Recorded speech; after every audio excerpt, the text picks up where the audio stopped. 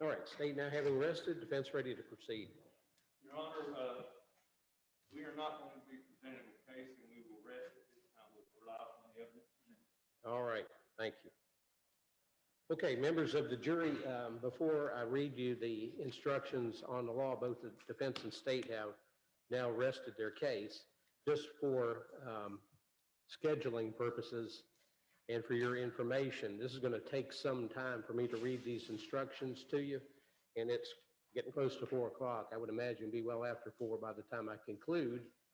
And instead of having you listen to the final arguments late this evening and going into the evening, and I have no idea how long you plan to deliberate when you do, so what we're going to do is, after I give you the preliminary instructions on the law, we're going to take a recess for the evening and come back in the morning at 9 o'clock. When we do return, then you'll hear the final arguments of the attorneys, and then I'll just have a few final instructions to give to you before you go back to deliberate. That's so you have an idea about the schedule. Is that okay with everybody? All right. Members of the jury, I want to thank you for your time and attention during this trial. Please pay attention to the instructions on the law that I'm about to give you. And if I haven't already told you, when you go back to deliberate, all the exhibits will be brought to the jury room downstairs with you for deliberations, as well as the instructions I'm reading for you now on the law. Now, Jamar Tilley, the defendant in this case, has been accused of the crimes of attempted first-degree murder with discharge causing great bodily harm, attempted felony murder with discharge causing great bodily harm, and armed robbery with discharge causing great bodily harm. Jamar Tilley is accused of attempted first-degree murder with discharge causing great bodily harm in count 1 and attempted felony murder with discharge causing great bodily harm in count 2. Attempted murder in the first degree includes the lesser crimes of attempted murder in the second degree and attempted manslaughter by act, all of which are forms of attempted homicide and all of which are unlawful. However, an attempted homicide that was excusable or that was committed by the justifiable use of deadly force is lawful. Attempted felony murder includes the lesser crime of attempted manslaughter by act, both of which are forms of attempted homicide and both of which are unlawful. However, an attempted homicide that was excusable, that was committed by justifiable use of force, is lawful. If you find there was an attempted homicide of Alan Jones by Jamar Tilley, you will then consider the circumstances surrounding the attempted homicide in deciding whether it was attempted first-degree murder or attempted second-degree murder or attempted manslaughter by act or attempted felony murder, or whether the attempted homicide was excusable or resulted from justifiable use of deadly force. An attempted homicide is justifiable and lawful if necessarily done while resisting an attempt to murder or commit a felony upon the defendant, or to commit a felony in any dwelling house in which the defendant was at the time of the attempted homicide. An attempted homicide is excusable and therefore lawful under any one of the following circumstances. First, when the attempted homicide is committed by accident and misfortune in doing any lawful act by lawful means, with usual ordinary caution and without any unlawful intent. Or second, when the attempted homicide occurs by accident and misfortune in the heat of passion upon any sudden and sufficient provocation. Or third, when the attempted homicide is committed by accident and misfortune resulting from a sudden combat, if a dangerous weapon is not used and the attempted killing is not done in a cruel and unusual manner. A dangerous weapon is any object that will likely cause death or great bodily harm if it is used in the ordinary and usual manner contemplated by its design and construction. An object not designed to inflict bodily harm may nonetheless be a dangerous weapon if it was used in a manner likely to cause death or great bodily harm. Great bodily harm means great as distinguished from slight, trivial, minor, or moderate harm, and as such does not include mere bruises. I now instruct you on the circumstances that must be proved before Jamar Tilley may be found guilty of attempted first-degree murder, or attempted second-degree murder, or attempted manslaughter by act, or attempted felony murder. Under count 1, to prove the crime of attempted first-degree premeditated murder, the state must prove the following 3 elements beyond a reasonable doubt. First, that Jamar Tilley did some act intended to cause the death of Alan Jones that went beyond just thinking or talking about it. Second, Jamar Tilley acted with a premeditated design to kill Alan Jones. Third, the act would have resulted in the death of Alan Jones, except that someone prevented Jamar Tilley from killing Alan Jones, or, excuse me, he failed to do so. A premeditated design to kill means that there was a conscious decision to kill. The decision must be present in the mind at the time the act was committed. The law does not fix the exact period of time that must pass between the formation of the premeditated intent to kill and the act. The period of time must be long enough to allow reflection by the defendant. The premeditated intent to kill must be formed before the act was committed. The question of premeditation is a question of fact to be determined by you from the evidence. It will be sufficient proof of premeditation if the circumstances of the attempted killing and the conduct of the accused convince you beyond a reasonable doubt of the existence of premeditation at the time of the attempted killing. Now I'll define for you attempted second-degree murder. To prove the crime of attempted second-degree murder, the state must prove the following 2 elements beyond a reasonable doubt. First, that Jamar Tilley intentionally committed an act which would have resulted in the death of Alan Jones, except that someone prevented Jamar Tilley from killing Alan Jones, or he failed to do so. The act was imminently dangerous to another and demonstrated a depraved mind without regard for human life. An act includes a series of related actions arising from and performed pursuant to a single design or purpose.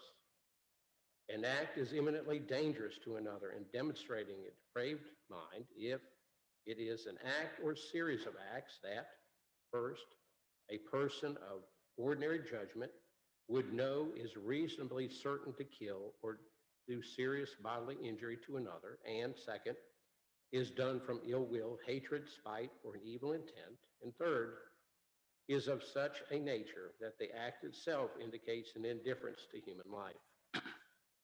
In order to convict the defendant of attempted second-degree murder, it is not necessary for the state to prove the defendant had an intent to cause death. Now define for you attempted manslaughter by act. To prove the crime of attempted manslaughter by act, the state must prove the following element beyond a reasonable doubt. That Jamar Tilley intentionally committed an act which would have resulted in the death of Alan Jones, except that someone prevented Jamar Tilley from killing Alan Jones, or he failed to do so. However, the defendant cannot be guilty of attempted manslaughter by act by committing a merely negligent act. Every person has the duty to act reasonably and use ordinary care toward others. If there is a violation of that duty without any conscious intention to harm, that violation is negligence. In order to convict of attempted manslaughter by act, it is not necessary for the state to prove that the defendant had an intent to cause death, only an intent to commit an act which would have caused death and was not justifiable or excusable attempted homicide, as I have previously instructed you. Now is to count 2, attempted felony murder. I'll define for you now.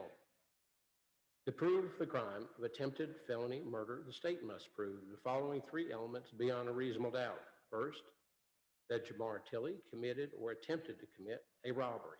Second, while engaged in the attempted commission, escaped from the immediate scene of the robbery, the defendant committed, aided, or abetted an intentional act that is not an essential element of robbery. And third, this intentional act could have but did not cause the death of Alan Jones. Robbery is defined by Florida law as the state must prove these four elements beyond a reasonable doubt. First, that Jamar Tilley took the handgun and or jewelry from the person or custody of Alan Jones. Second, force, violence, assault, or putting in fear was used in the course of the taking. Third, the property was of some value. And fourth, the taking was with the intent to permanently or temporarily deprive Alan Jones of his right to the property or any benefit from it. An assault is an intentional and unlawful threat, either by word or act, to do violence to a victim when it appears the person making the threat has the ability to carry out the threat, and the act creates in the mind of the victim a well-founded fear that violence is about to take place. If the circumstances were such as to ordinarily induce fear in the mind of a reasonable person, then a victim may be found to have been in fear, and actual fear on the part of the victim need not be shown. In the course of taking means that the act occurred prior to, contemporaneously with, or subsequent to the taking of the property, and that the act and the taking of the property constitute a continuous series of acts or events. If you find that the taking of property occurred as an afterthought to the use of force or violence, or the threat of force or violence against Alan Jones, the taking does not constitute robbery, but may still constitute theft. In order for a taking of property to be a robbery, it is not necessary the person robbed to be the owner of the property. It is sufficient if the person has the custody of the property at the time of the offense.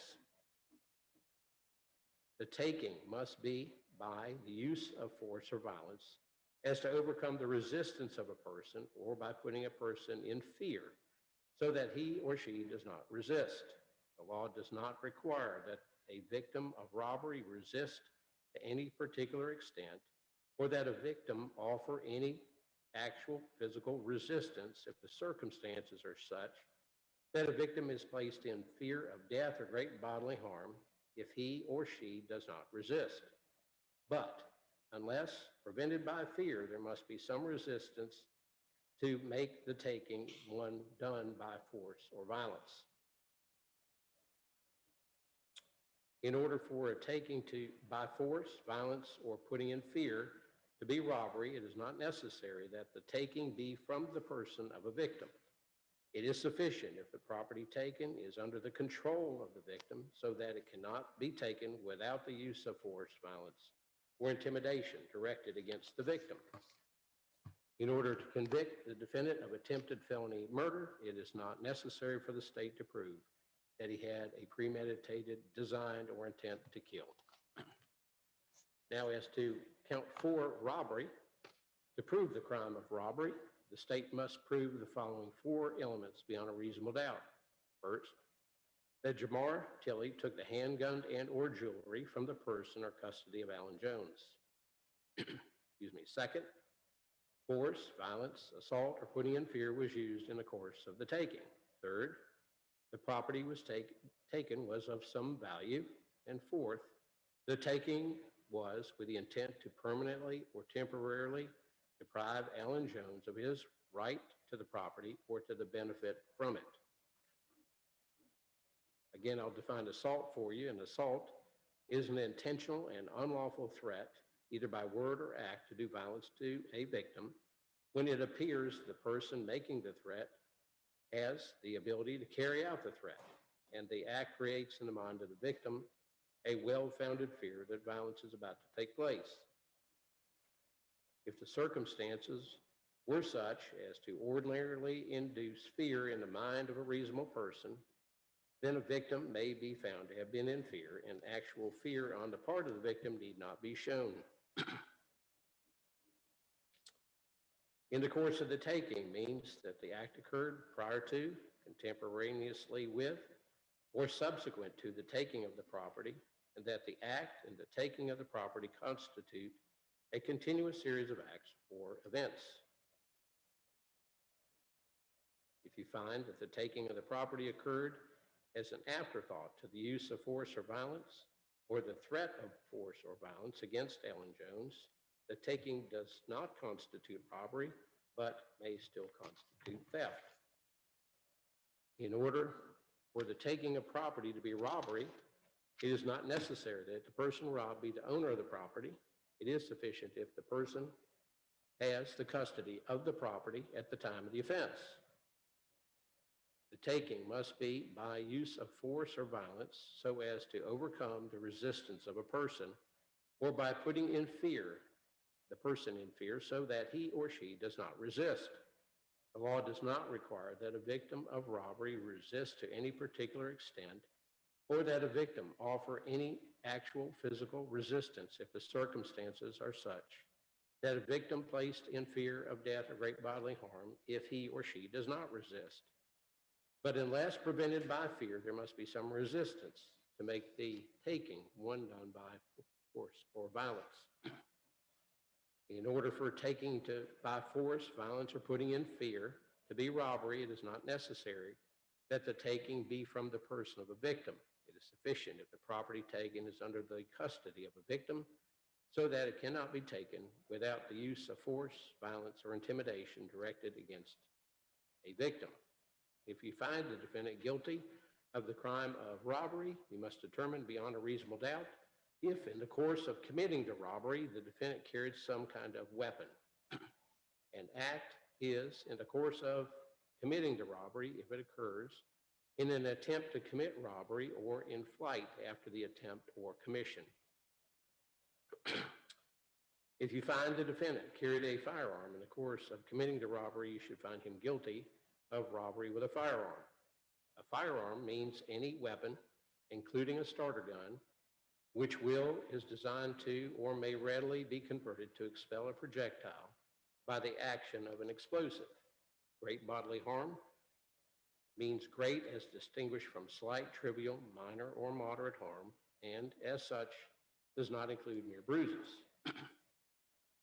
If you find the defendant carried no firearm in the course of committing the robbery, but did commit the robbery, you should find him guilty only of robbery. Now, in considering the evidence, you should consider the possibility that although the evidence may not convince you that the defendant committed the main crime of which he is accused, there may be evidence that he committed other acts that would constitute a lesser included crime or crimes. Therefore, if you decide the main accusation has not been proved beyond a reasonable doubt, you will next need to decide if the defendant is guilty of any lesser included crime. The lesser included crimes indicated in the definition of the offenses charged are, I've already given you the lesser included crimes indicated in the definition of first-degree murder with discharge causing great bodily harm.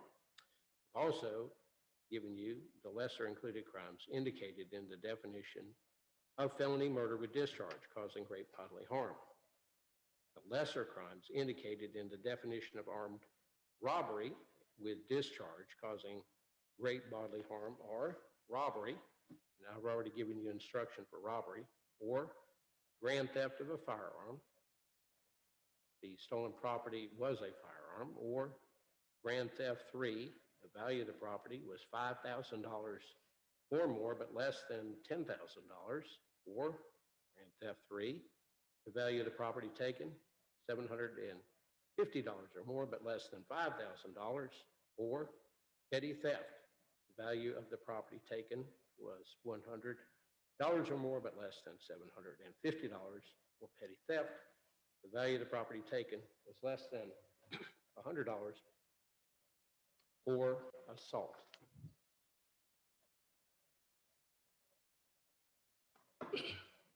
I'll now define for you the lesser offenses of assault, theft. To prove the crime of theft, the state must prove the following two elements beyond a reasonable doubt. First, Jamar Tilley knowingly, unlawfully obtained or used or endeavored to obtain or use the firearm and or jewelry of Alan Jones. And second, he did so with intent to either temporarily or permanently deprive Alan Jones of his right to the property or any benefit from it, or to appropriate the property of Alan Jones to his own use or to the use of any person not entitled to it. If you find the defendant guilty of theft, you must also determine if the state has proved its accusations beyond a reasonable doubt whether the stolen property was a firearm or the value of the property taken was $5,000 or more but less than $10,000, or the value of the property taken was $750 or more but less than $5,000, or the value of the property taken was $100 or more but less than $750, or the value of the property taken was less than $100. Now define for you the lesser offense of assault. Prove the crime of assault. The state must prove the following three elements beyond a reasonable doubt. First, Jamar Tilley intentionally and unlawfully threatened, either by word or act, to do violence to Alan Jones. Second, at the time, Jamar Tilley appeared to have the ability to carry out the threat. And third, the act of Jamar Tilley created in the mind of Alan Jones a well-founded fear that violence was about to take place. Now, if you find Jamar Tilley committed attempted first-degree murder, attempted felony murder, attempted second-degree murder, or robbery, you will also need to find beyond a reasonable doubt or determine whether it's been proven beyond a reasonable doubt that during the commission of the crime, he discharged a firearm, and in doing so, caused great bodily harm to Alan Jones. You should find the defendant guilty of attempted first-degree murder, attempted felony murder, attempted second-degree murder, or robbery with discharge of a firearm causing great bodily harm.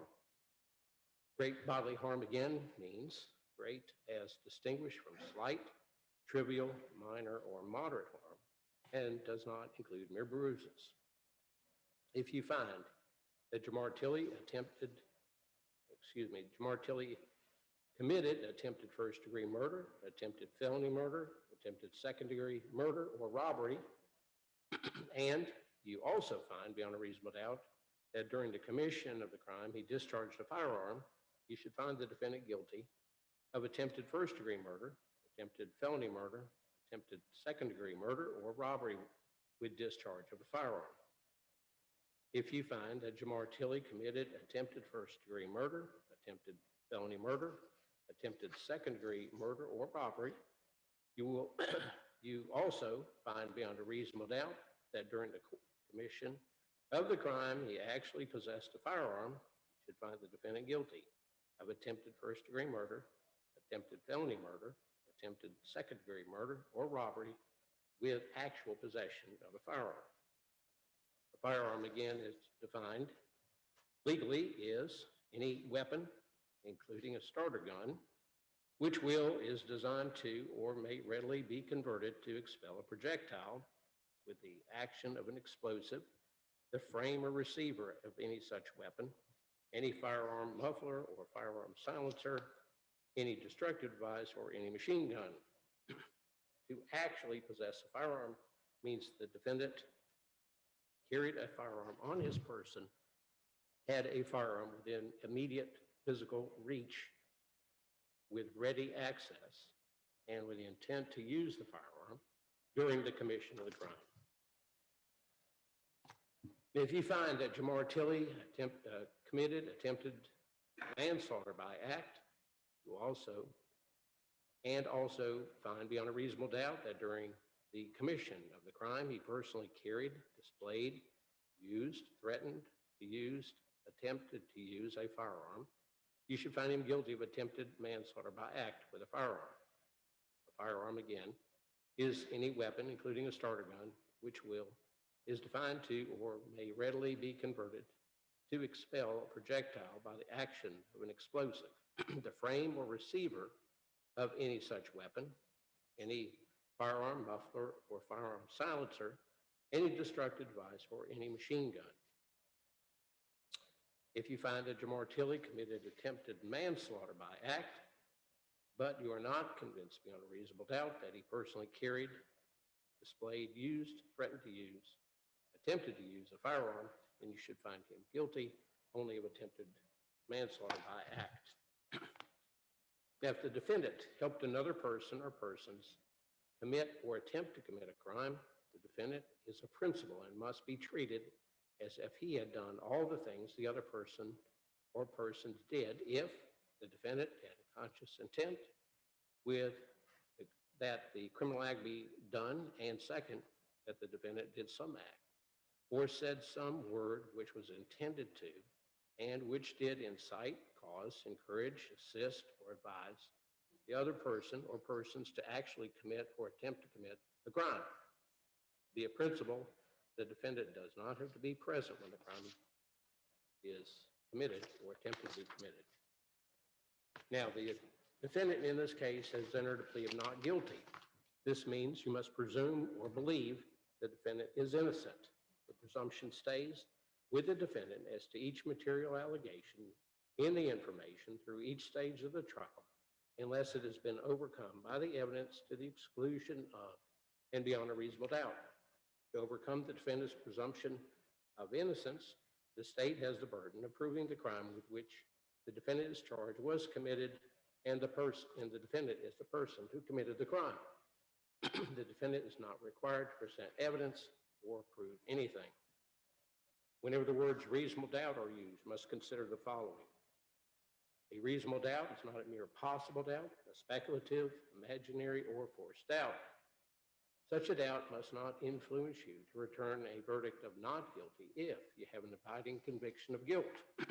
On the other hand, if, after carefully considering, comparing, and weighing all the evidence, there's not an abiding conviction of guilt, or having a conviction is one which is not stable, but one which wavers and vacillates, then the charge is not proved beyond every reasonable doubt, and you must find the defendant not guilty because the doubt is reasonable.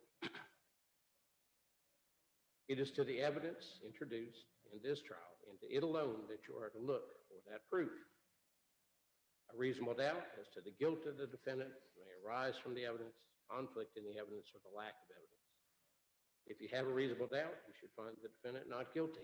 If you have no reasonable doubt, you should find the defendant guilty. Now, it's up to you to decide what evidence is reliable, and you should use your good common sense at deciding which is the best evidence and which evidence should not be relied upon in considering your verdict. You may find some of the evidence not reliable or less reliable than other evidence. You should consider how the witnesses acted as well as what they said. Some things you should consider are, did the witness seem to have an opportunity to see and know the things about which the witness testified? Did the witness seem to have an accurate memory? Was the witness honest and straightforward in answering the attorney's questions? Did the witness have some interest in how the case should be decided? Does the witness's testimony agree with the other testimony and other evidence in the case? Has the witness been offered or received any money, preferred treatment, or other benefit in order to get the witness to testify? Had any pressure or threat been used against the witness that affected the truth of the witness's testimony? Has the witness been offered or received any money, preferred treatment, or other benefit in order to get the witness to testify? Did the witness at some other time make a statement that is inconsistent with the testimony he or she gave in court? Has the witness been convicted of a felony or misdemeanor involving dishonesty? Now, whether the state has met its burden of proof does not depend upon the number of witnesses it has called or upon the number of exhibits it has offered, but instead upon the nature and quality of the evidence presented.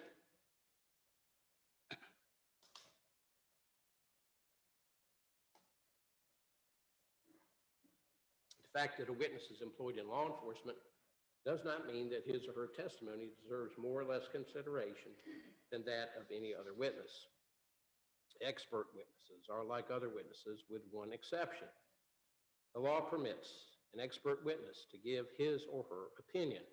However, An expert's opinion is reliable only when given on a subject about which you believe him or her to be an expert. Like other witnesses, you may believe or disbelieve all or any part of an expert's testimony. You must consider the testimony of some witnesses with more caution than others. For example, a witness who claims to have helped the defendant commit a crime or hopes to gain more favorable treatment in his or her own case may have a reason to make a false statement in order to strike a good deal bargain with the state. This is particularly true when there's no other evidence tending to agree with what the witness has said about the defendant. So, while a witness of that kind may be entirely truthful when testifying, you should consider his or her testimony with more caution than the testimony of other witnesses. However, if the testimony of such witness convinces you beyond a reasonable doubt of the defendant's guilt, or the other evidence in the case does so, then you should find the defendant guilty. It's entirely proper for a lawyer to talk to a witness about what testimony the witness would give if called here into the courtroom. The witness should not be discredited by talking to a lawyer about his or her testimony. You may rely upon your own conclusions about the credibility of any witness. A juror may believe or disbelieve all or any part of the evidence.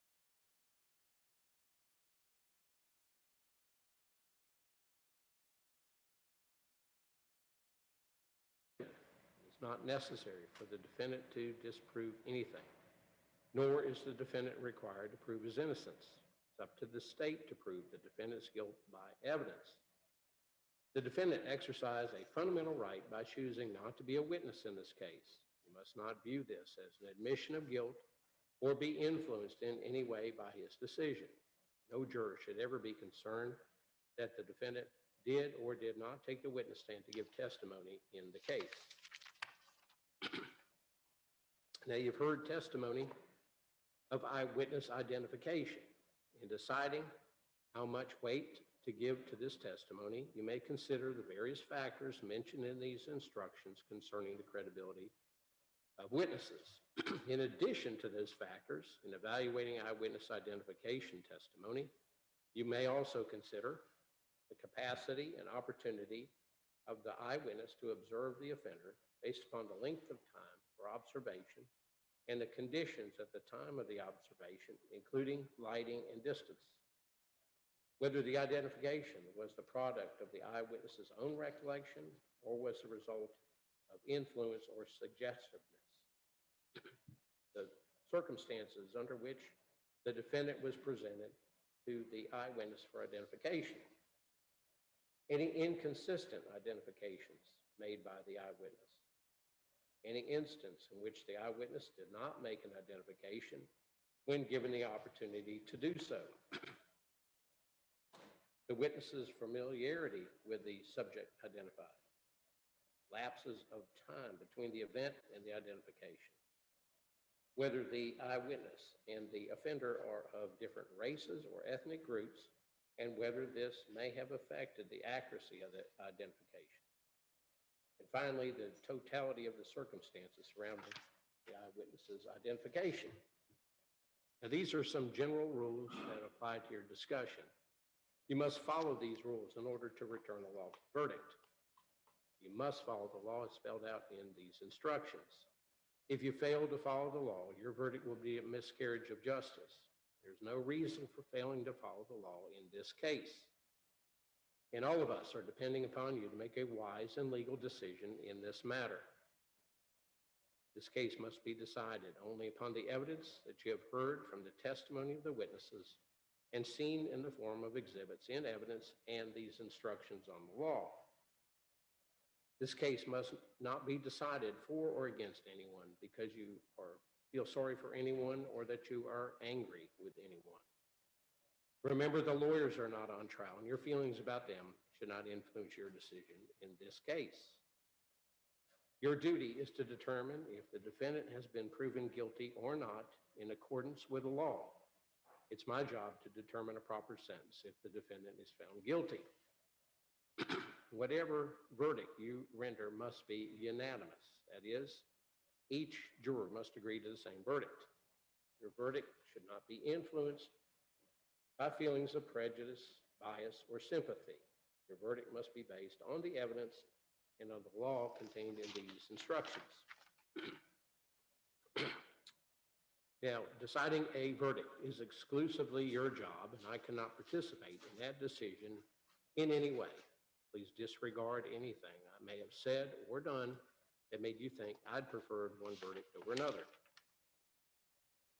Now, you may find the defendant guilty as charged or guilty of such lesser included crimes as the evidence may justify or not guilty. If you return a verdict of guilty, it should be for the highest offense on the verdict form for each count that has been proven beyond a reasonable doubt. If you find that no offense has been proven beyond a reasonable doubt, then of course your verdict must be not guilty. The verdict must be unanimous. That is, again, all of you must agree to the same verdict. Only one verdict may be returned as to each crime charged.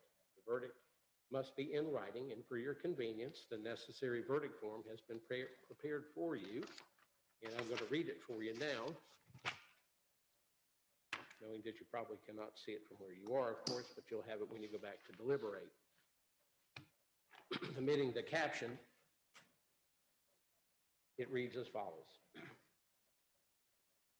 We, the jury, find as follows as to the defendant in this case, and it has an instruction that says check, as to count one, check only one. And under count one, you have several choices, A, B, C, or D. A reads, the defendant is guilty of attempted first-degree premeditated murder as charged in the information.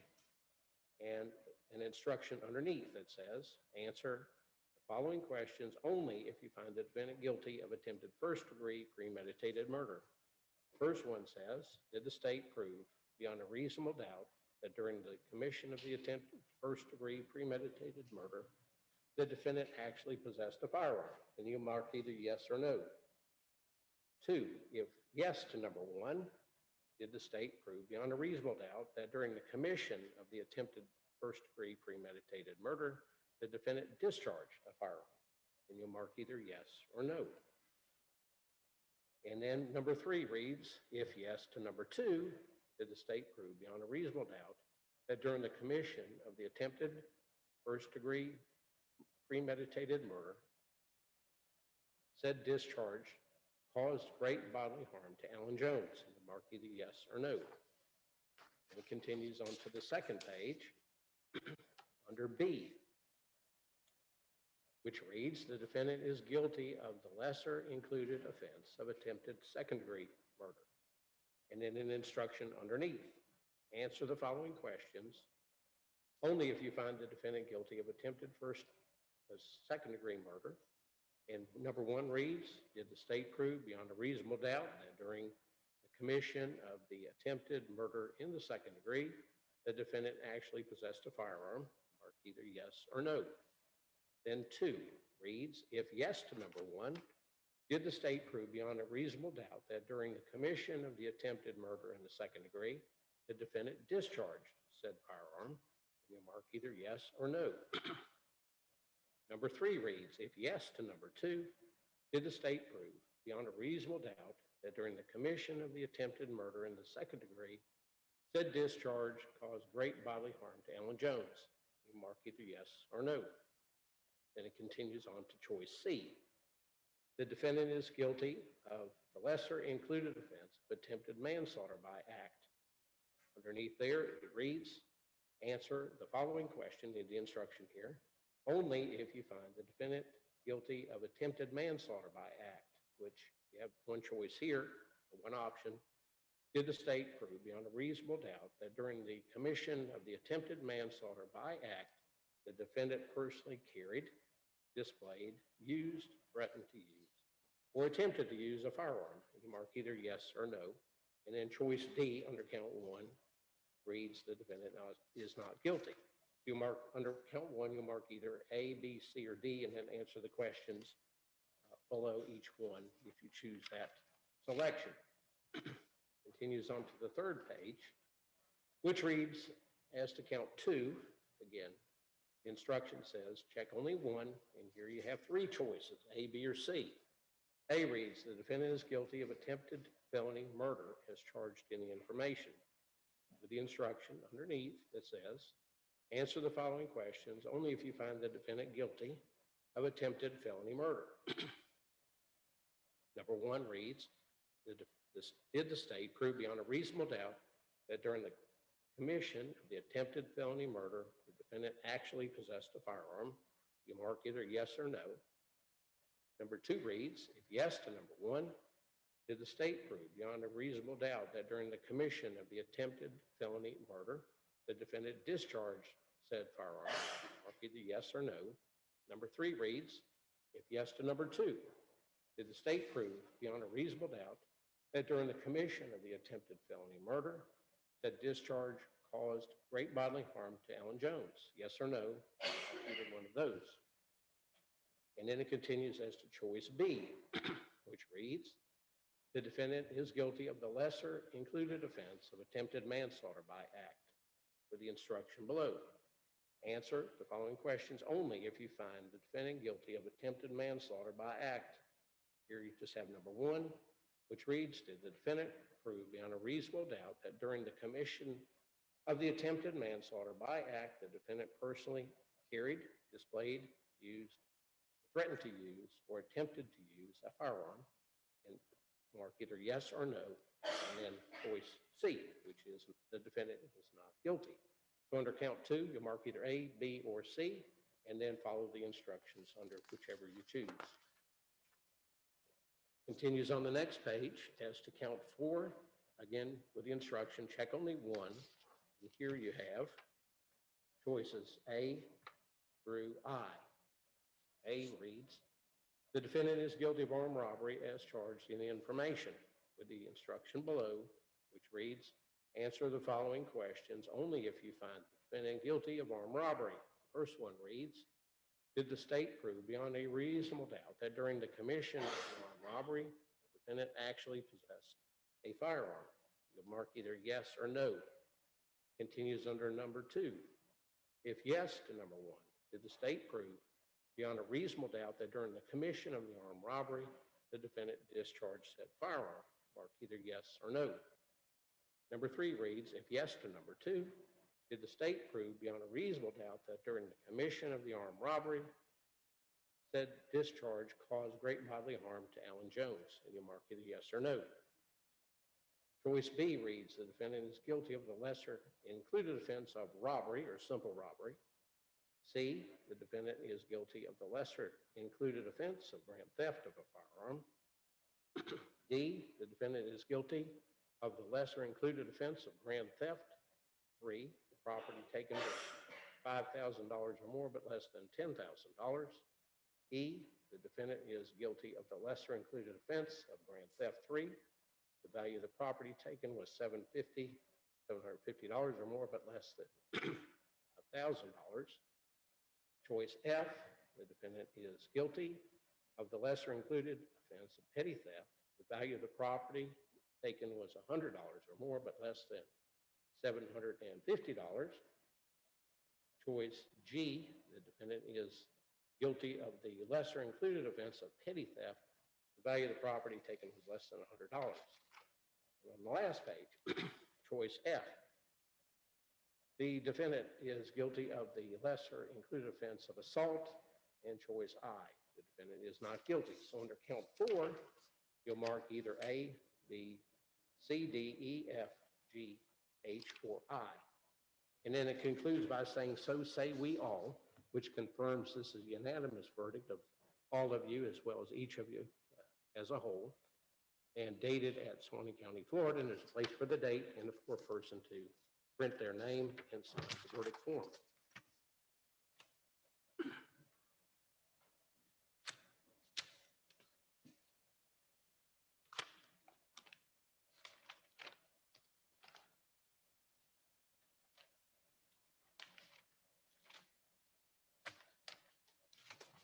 Now, a separate crime is charged in each count of the information, and although they have been tried together, Each crime and the evidence applicable to it must be considered separately, and a separate verdict rendered as to each.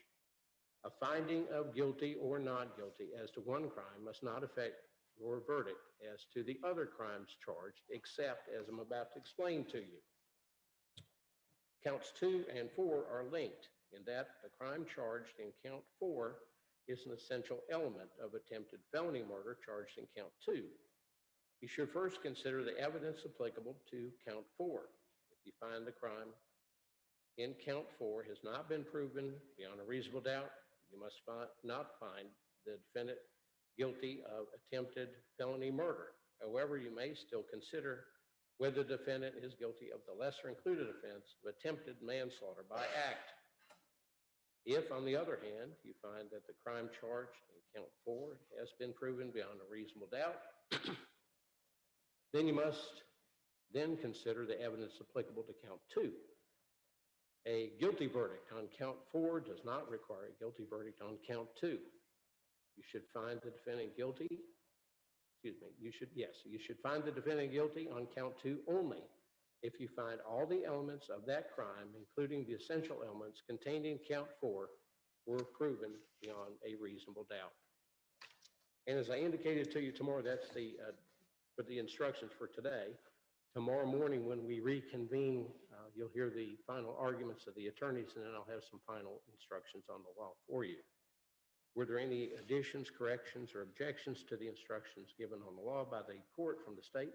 No, Your Honor. From the defense? All right. Good thing we waited till tomorrow to hear the final arguments. As I indicated, the instructions were quite lengthy. I apologize for that. Like I said, though, you'll have those instructions with you when you go back to deliberate tomorrow. If I can get all of you here as you did today at 8:45, make sure you leave your notepads here. When you do come tomorrow morning, if you would, as you did today, go into courtroom B, have a seat where you sat this morning. We should be ready for you in your final arguments of the attorneys at 9 o'clock. Do any of you have any questions before we recess for the evening? Again, in an admonishment or a reminder of the admonishment, please do not view any of the, or visit any of the places mentioned in the evidence. Don't discuss the case with anyone. Don't let anyone discuss it with you. Don't do any sort of research, look up anything about the case or the people or places involved in it. We want you here in exactly the same frame of mind as you are right now. Any further instructions requested from counsel for the state? No, sir. From the defense? No. All right. And no questions from the jury. We'll see you tomorrow at 8:45. You're free to go at this point.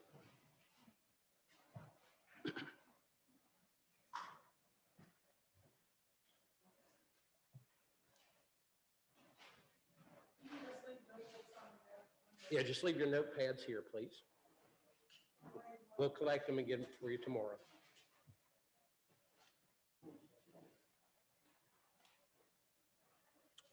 All right, any other matters that need to be addressed outside the jury before closing arguments tomorrow? From the state, defense, nothing?